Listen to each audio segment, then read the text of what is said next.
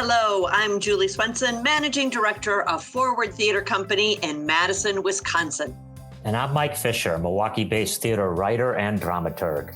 I'm Jen Uphoff-Gray, founder and artistic director of Forward Theater Company. And this is Theater Forward, a twice-monthly conversation about theater from a local, regional, and national perspective. From Madison to Manhattan, we're excited to share insights into our own company while exploring issues surrounding theater in the Midwest and around the country. Welcome to episode 100 of Theater Forward. Yay! Yes, we made it, 100, a milestone. We started this podcast in early 2019. And, our intention was to take the kinds of conversations that we would have around the office about whatever was happening, sort of big picture nationally in our American theater field, and filter it kind of through our experience and our perspective, working with a, small-sized regional theater company in the Midwest. And it was a perspective that, we honestly thought was kind of missing from the national podcast scene when it came to American theater. And so that's kind of been our perspective throughout these 100 episodes. And, we thought a lot about what we wanted to talk about for this milestone episode. And I know the three of us, we were considering many different angles for a look back on the 4.5 years since we started doing this. But ultimately, we decided that there was nothing to better represent what we have tried to do with these conversations than to instead look forward and talk about the major conversations happening right now across the American theater field. And there's a lot of them. So, here we go. It's been a summer, you guys. The summer, it feels like, just to kind of recap for folks who are maybe not as embedded in the deluge of bad news as we have been. But, early in the summer, there were a lot of really scary announcements. Theaters closing, and some good sized established theaters closing. Some, enormous institutions doing major layoffs or changes. The Mark Taper Forum suspended programming for the entire upcoming season in LA. The Public Theater in New York announced a 19% staff layoff. BAM in Brooklyn Academy of Music in Brooklyn announced huge layoffs. And I think that what happened, even though it's been coming for a while, this onslaught of bad news, and those of us in the field have known this is coming for a while. But I think these, high profile headlines coming boom, boom, boom, one after the other, really got the attention of the national press in a way that tends to be more focused on Broadway and commercial theater and maybe what's happening at the major institutions on the East Coast. And suddenly there was a lot of coverage. There was an op-ed in the Times about how the government needs to really step up funding for the arts, to which, all of us in the trenches go, amen. And yeah, I'm holding my breath for that. Right. Just don't asphyxiate. Yeah, exactly. Right. But then that was followed July 6th, Peter Marks did a big piece in the Washington Post. Theater is in free fall and the pandemic isn't the only thing to blame. That was the big headline. We had a piece July 23rd in the New York Times from Michael Paulson. A crisis in America's theaters leaves prestigious stages dark. Broadway World had a big piece on July 24th. Subscription numbers have plummeted across the country, but there might be hope. I'm very excited about the fact that article acknowledged there might be hope and not one size fits all. And then American Theater Magazine, also on July 24th, released what had clearly been months of reporting from a whole host of journalists, titled Theater in Crisis, What We're Losing, What Comes Next, and really talking to 70-something theater leaders around the country. And all of this created panic, discussion, argument, social media explosions, but not just on social media. The conversations I've been having with my colleagues and with audience members, I started getting emails from patrons saying, are you okay at Forward? That's really happening. Our colleague, Sarah Young, who's the managing director at American Players Theater to our west in Spring Green, released what I actually thought was an amazingly well done sort of blog post for American Players, addressing all this and saying, yeah, things aren't great, but we're going to be fine. We are not in crisis mode. We are in rebuilding mode, and there's a difference. I was very, very impressed with that piece. It's trickling through, and it's getting to the audience, these conversations, and that very rarely happens, I think, in our field. And it's one of the reasons I wanted to talk about it with you too, because I think one of my biggest frustrations with this conversation is that it has been so, and Mike, you've brought this up in the context of American culture and politics so often on this podcast. It is so black and white.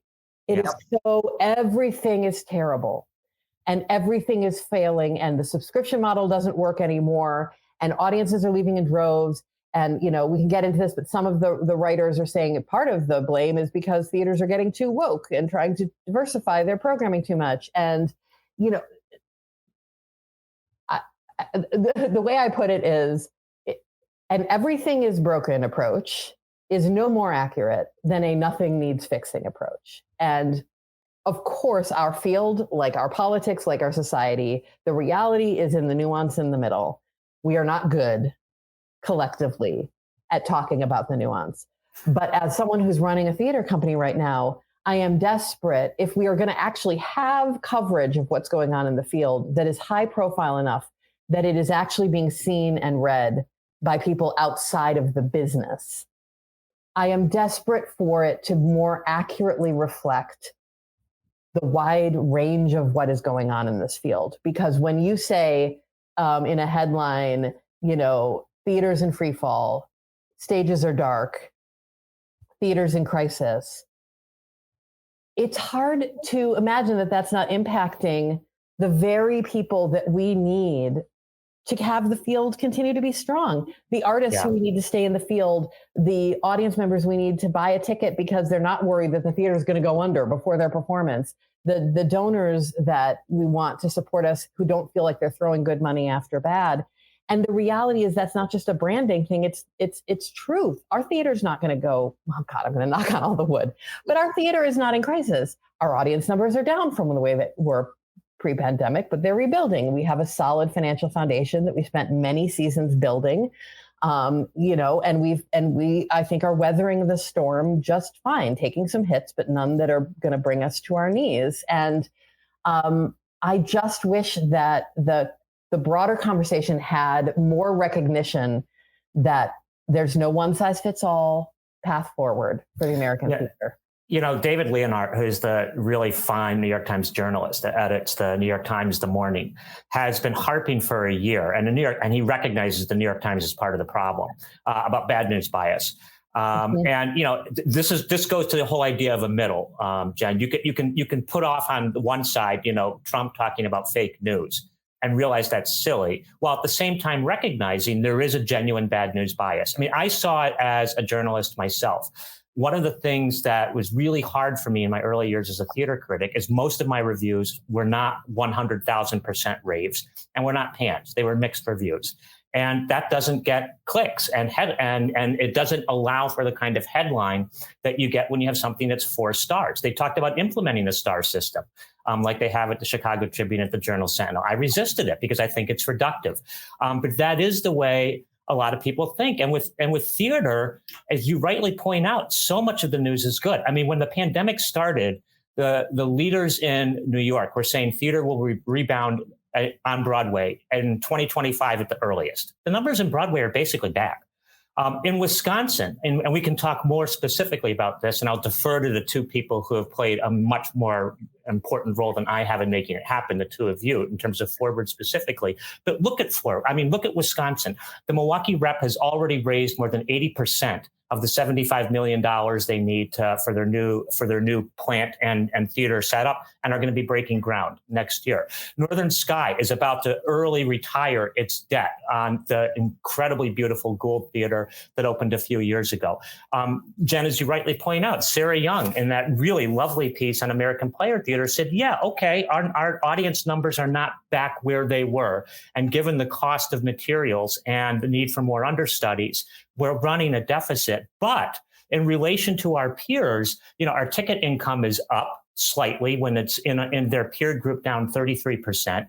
and contributed revenue is up 26% when in their peer group it's down 23%. So this is not just one theater. This is 4 major theaters in Wisconsin from all different parts of the state, counting forward. Again, I'll let the two of you speak to the ridiculously good numbers there.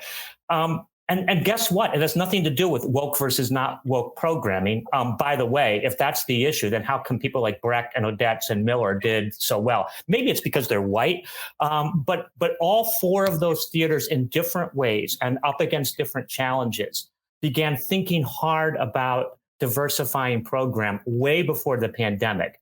And I think maybe one of the reasons with the so-called woke programming being the problem, and we can, again, talk more about this, is some theaters without that history and without that slow organic build into a more diverse programming tried to leap in head first without having prepared their audience, without having challenged them to grow alongside the theater itself in ways that made sense. Yeah, that point there. I was just going to say one article that I think is really worth taking a look at that came out just the day or two before we recorded this in The Guardian. David Smith in The Guardian on August 8th, looks like, did a piece sort of looking at this broad issue, and maybe because it's being written for a publication overseas, it seems to have a little bit more of a broad and nuanced lens, and had some really good thinking about that particular topic. Because again, some of these articles, I think it was one of the Washington Post ones, really kind of held it up. It's quote unquote woke programming, is chasing the audience away. And that's what happened at Oregon Shakespeare Festival. And, really throwing that kind of programming and effort to better reflect our society and diversify our field under the bus for a much more complicated series of problems. But the article really gets exactly to your point, Mike, is that, many of our companies have been doing this work for a very long time, bringing our audience along with us.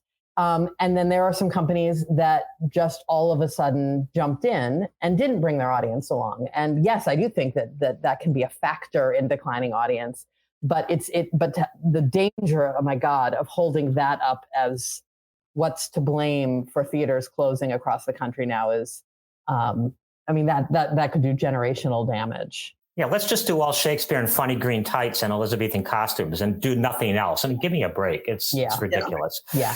I was going to say, though, of all the doom and gloom articles, of which there are many that we've cited, and there's many more, there is always, or a majority of them, it's usually a sentence or two that talks about the companies that are doing okay are the ones that have always embraced their community, and their community has embraced them.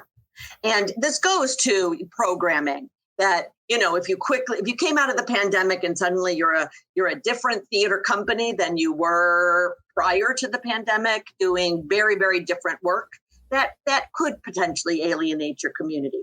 If you are a company that I'd like to, pat forward on the back a little bit, but a lot of other companies kept doing things during the pandemic and made their community realize we are a part of you. And I think that was reciprocated. And the community came back saying, we want you to be a part of us as well. And I think that's, I don't want to be a generalist like we're seeing in some of these articles, but if we want to look at like common denominator of what's succeeding and what's not, the companies that are within the fabric of their community are the ones doing better than others. Well, I think that's right, and I think that's a lot of these articles talk about that as.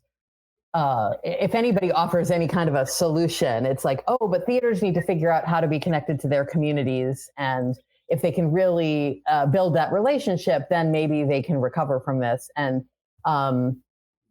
sort of eliding over the fact that there are plenty of companies that have been doing that all along and actually are surviving this, this really, really rough time in fine shape. And it's just your point, Mike, about bad news bias is exactly right.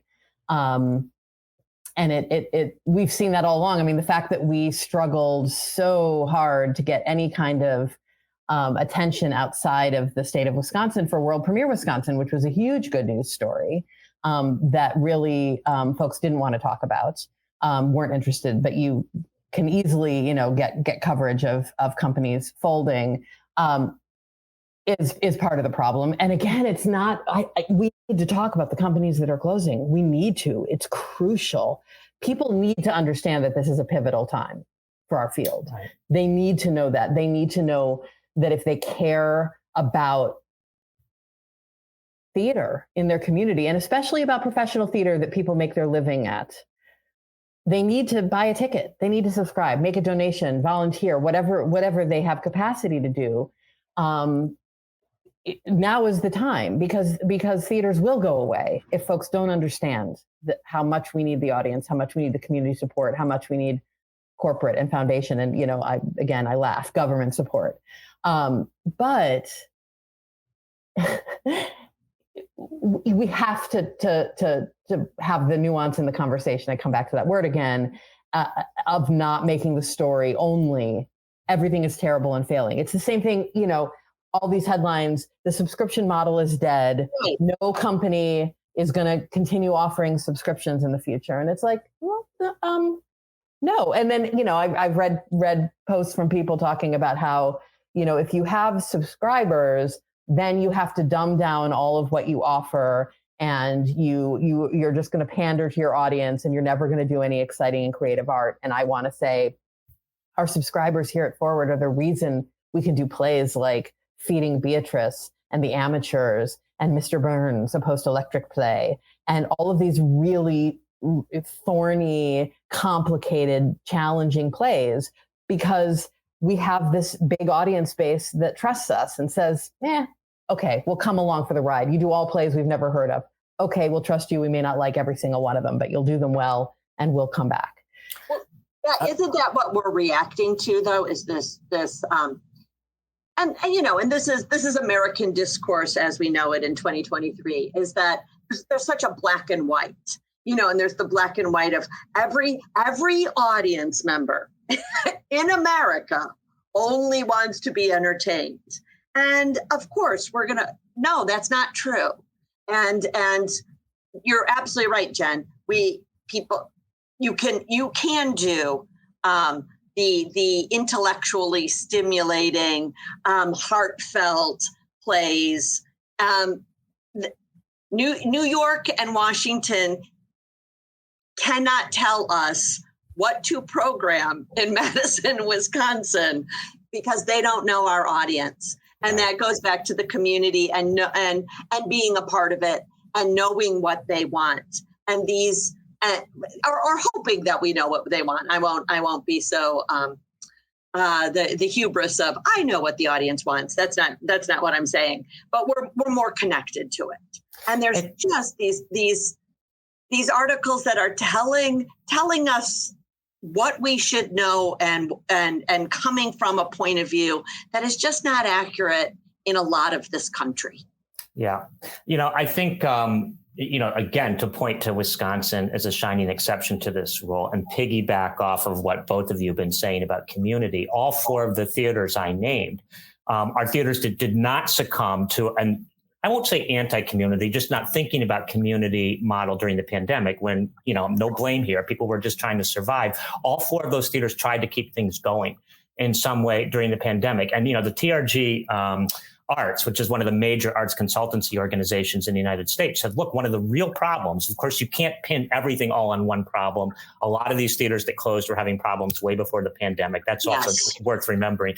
But that too many of them, if you think of it as an outboard motor, stalled the motor and then had a harder time getting it restarted. Forward and in different ways, the Rep, APT, and Northern Sky all kept programming alive of some form and fashion.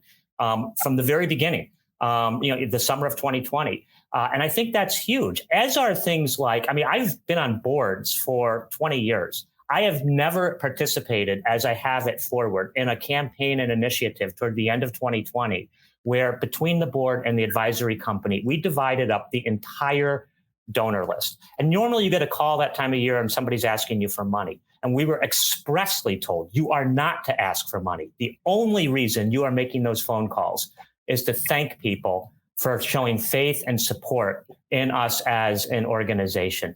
Little things like that, and it actually wasn't so little, it took me a long time to do, but things like that are super important in maintaining that kind of connection. The fact that Jen Ophoff-Gray is at a talkback as our artistic director at every single forward performance. I can't think of another theater company in America that does that.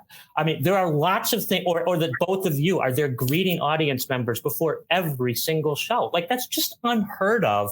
And it does make a difference in terms of where we're going and in terms of understanding the importance of community. And then one more thing on community before, really at some point, one of you needs to brag about Forward. Don't make me do it in terms of our numbers are so, all right, Jen's saying no. I mean, our subscription numbers are so ridiculously good in a way that you're just not seeing anywhere else, subscription renewals and as well as new subscriptions. I mean, it's so gratifying as somebody involved in the organization to see that faith and commitment being demonstrated for the organization. Doesn't mean we don't have problems, blah, blah, blah, but let's again focus on the positive. What I was going to say with community, though, again, to the point of World Premiere Wisconsin, which Jen brought up, one of the things I saw through traveling all over the state covering the festival was just how important theater is to various communities that are not Madison, that are not Milwaukee, although there too, but smaller organizations or community theaters themselves for whom theater is everything. And the idea of theater being embedded in a community, which has a long and distinguished history in Wisconsin, one of the states that pioneered the community theater model, is just, it's tremendous. And I think that, while there are differences in their goals and their programming, and the kinds of things that we or other professional theater organizations might do, there is a spillover effect, not just in terms of artists being shared, but also in terms of the way in which we approach what it means to be a part of a community. And I do think Wisconsin, in that sense, is special. I don't usually take that line. I'm not usually an exceptionalist. This isn't my native state, but it feels different to me than what I'm seeing in other places. Well, I think there's so much good stuff to chew on there, Mike. A couple of things. I suspect that there are a lot of places in this country that are like this, and we don't know about it because nobody's covering it. And Fair. Yes, Fair. Amen. Right? Mm-hmm. Just the same way that nobody outside of people listening to this podcast seems to know what's going on here. So I suspect that we are less, World Premiere Wisconsin as a festival was unique, right? But in terms of the kinds of connections we're seeing with our audience and all of that, I suspect that's happening in a lot of places. And, to your comment about our numbers, being the pragmatist, the realist that I am, they are rebuilding nicely. We are still in a rebuilding mode. They are still down from where we were in 2019, sure. but we never dropped as much as, it seems the majority of our peers did. And we seem to be rebuilding at a really good clip. So all of those are great signs for encouragement and help us have faith that we're going to be fine running deficit budgets for a few years, that we should be able to rebuild before we, hit a point of instability with our reserves. But your point about knowing the audience and the importance of theater, there's a quote I wanted to share that was included in that Guardian article earlier this week that I just love, because I have seen so many conversations happening about how the only things that are selling are the big, flashy, known titles, Broadway musicals. And to be clear, they are. Those are big sellers. And for a lot of companies, those are the only things that are making them money right now. Yeah. And I get that. And I get that in the need to program things that you feel confident the audience really is going to be excited to see and that they have enough knowledge about to want to go buy a ticket. But this article interviewed a woman named Amy Rutchford, who's a arts management consultant from Virginia. And she said, what I'm hearing is that there are two trains running simultaneously that people want to go see. It's the big, flashy, feel-good musicals, and it's well-written, challenging work. But it's only the well-written and challenging work for theaters and communities that either were already doing that or successfully brought their audiences along. what I'm seeing is people are craving that kind of catharsis at the theater. And we talk about that all the time at Forward, catharsis. The communal event. Theater is the only one that can get you that. You can't get that from sitting in your living room with Netflix. They want that communal and emotional connection, but they want it from the people they trust. Yeah. And it's that relationship. And it takes work and it takes time. But I think there are a lot of companies. Of course, I'm very proud of our company, but there's a lot of theaters out there that have done the work for many, many years to build that trust with their audience. And that is what has kept them going through this pandemic. That is what has made for many of these companies the subscriber model very effective and supportive, not just of the finances, but of the art. And again, one size fits all is never going to get our field healthier. Since so much of the bad news has been, objectively, is focused on Chicago, which has lost more theaters than any other major city. Two examples, Jen, of your point of productions I saw. Yes, Tommy was a huge hit at Goodman, and it's going to Broadway. The Notebook was a huge hit at Chicago Shakespeare. It's going to Broadway. So those fit that first of the two tiers. But on the second tier, you've got companies that have spent a long time building a loyal relationship. Rivendell Theater Company, which is the sort of Chicago equivalent of Renaissance Theater Works in Milwaukee. It's sort of a women-oriented company, and a Red Orchid Theater Company. And those two companies, Rivendell programmed a show called Mother House, which extended 3 times and is being brought back again in the fall. It has a lot of humor in it, but it's a spiky, sort of dark, feminist dystopia tale of abuse within a family.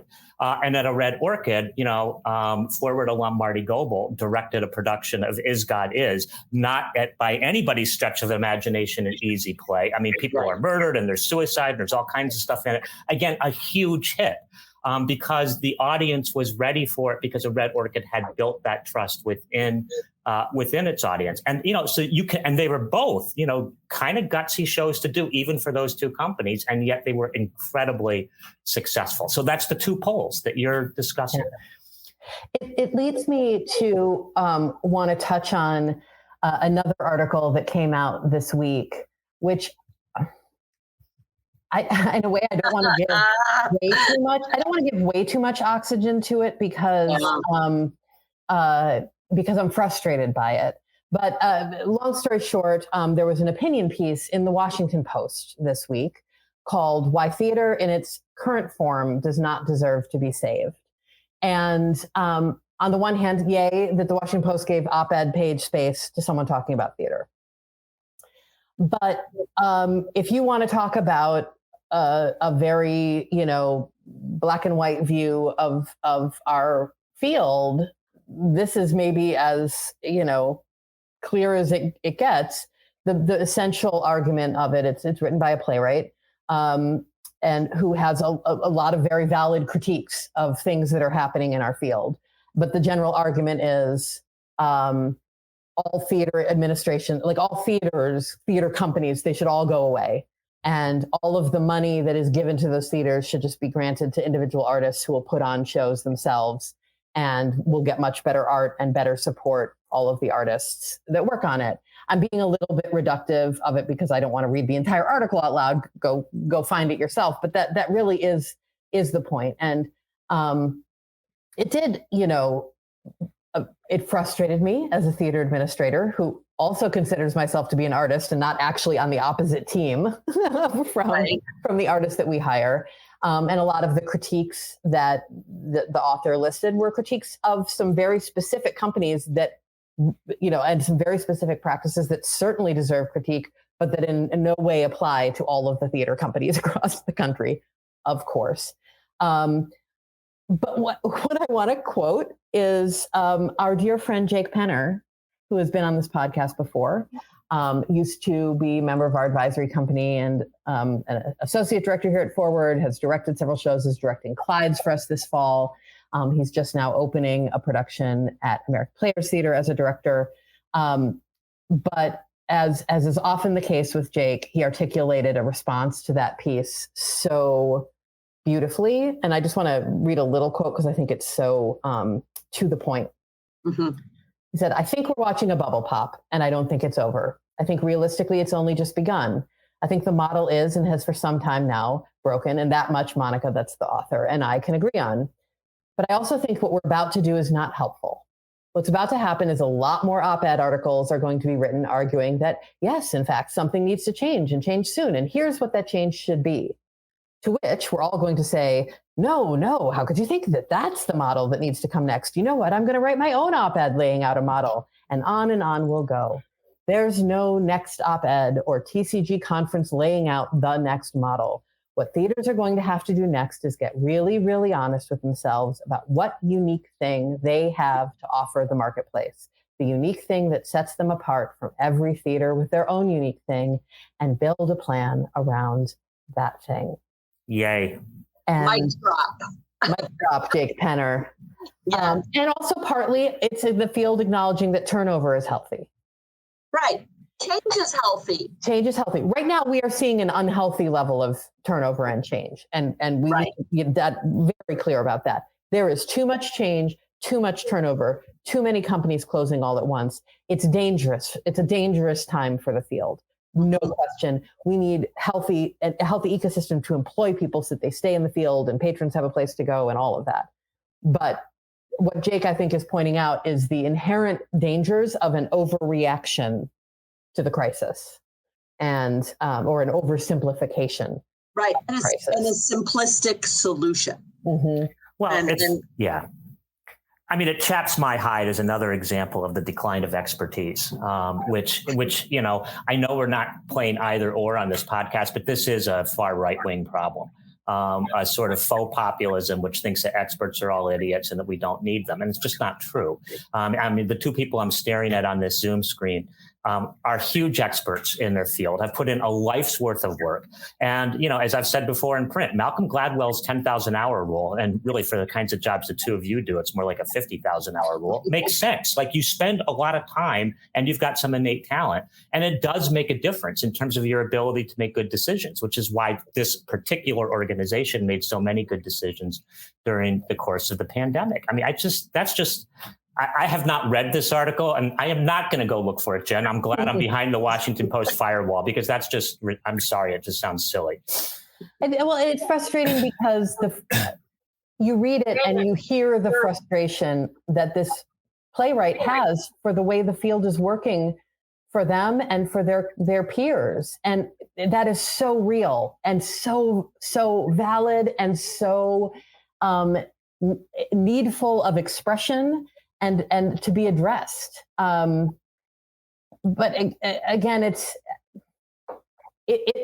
sort of throwing a sort of bomb in the marketplace and saying maybe this will get some attention. And I appreciate that. And there's always, as we know, a place and a value in those kinds of voices.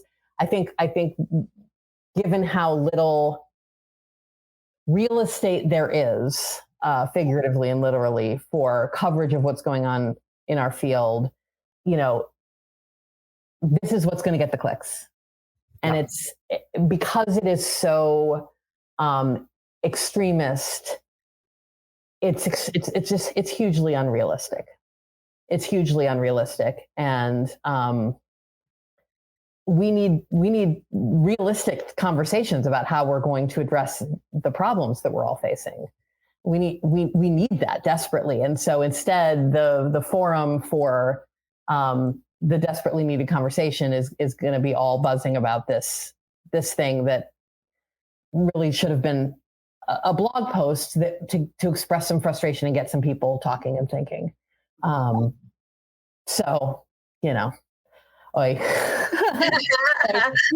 We've been going for a long time already on this conversation. I feel like we've barely scratched the surface of what's going on, but maybe we need to save some of it for a future conversation. And partly because I do want to just take a moment with the two of you to talk about the fact that we have been doing this for 100 episodes. And that's pretty great. And I feel pretty privileged to have been able to spend some time talking with the two of you about these big thorny issues twice a year. I love this. I have so enjoyed continuing this. I will have to say, though, if I thought it was just the three of us talking, and sometimes our producer, Scott Hayden. I would have called it short about 2.5 years ago. Mm-hmm. What is the most gratifying to me is when I'm out in the world, when I'm at the grocery store in Madison, Wisconsin, and somebody says, "I recognize that voice. You're on a podcast, right?" Or people that know us will comment on some of our topics. That's the most gratifying to me. I mean, for me, the 4.5 years on this podcast overlap almost exactly my involvement with Forward Theater as an actual member of the advisory company. And so it's hard for me to separate the two because the ways in which I've grown through talking to the two of you twice a month are similar to the ways in which my entire thinking about what theater is and can be, how you build an organization, how you reach out to and embed yourself within a community, what kinds of shows you can do. I mean, I'm in such a different place than the closer to the bomb throwers, Jen, that you were talking about, that I might have been 4.5 years ago. And so I'm grateful to the podcast and our listeners for that, of course. I'm just grateful for the Forward community for using this as yet another of the many ways in which it really takes seriously the idea of being part of a larger community. That's a special, special thing. Yeah. Well, as we, dare I say, look forward to, I don't know, maybe the next 100 episodes, we'll see. We'll keep doing this for as long as it feels valuable for the folks who tune in. One thing we're going to experiment with is switching things up and trying this as a monthly podcast instead of a twice monthly podcast. We always have plenty to talk about, but we want to try this out and see if it serves us, see how we like it, but also more importantly, see how those of you listening like it. So if you've got opinions about whether you want to see us continue twice monthly or kind of enjoy having it be just once a month, we will certainly want to be hearing from you about that, but we're going to give it a try. So you'll hear us again in about a month for episode 101. Our theater season will be in full swing by then.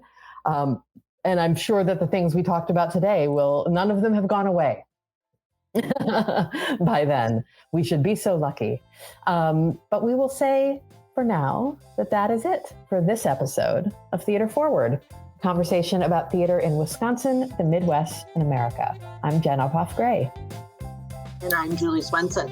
I'm Mike Fisher. Our podcast is produced by Scott Hayden, and I'm sorry I'm not going to be cute today. Scott Hayden has produced all 100 of these episodes. He has solved so many technical problems, allowing us to bring this to you that none of you are even aware of. He is just a great human being, and I feel so lucky to have him as part of our team. Anyway, as Scott would want me to tell you before I go away, you can share your thoughts with us on Facebook and Twitter. As always, folks, it's Theater Forward, theater spelled with an E-R. And if you enjoy this podcast, don't forget to subscribe to us. But I want to make sure that you hear on our 100th episode, boy, we'd love to hear from you. Leave a comment. Contact us, email, grab my arm. I want to hear what you're thinking about our podcast. And we are so grateful to have you listening. We will be back soon for another Theater Forward conversation.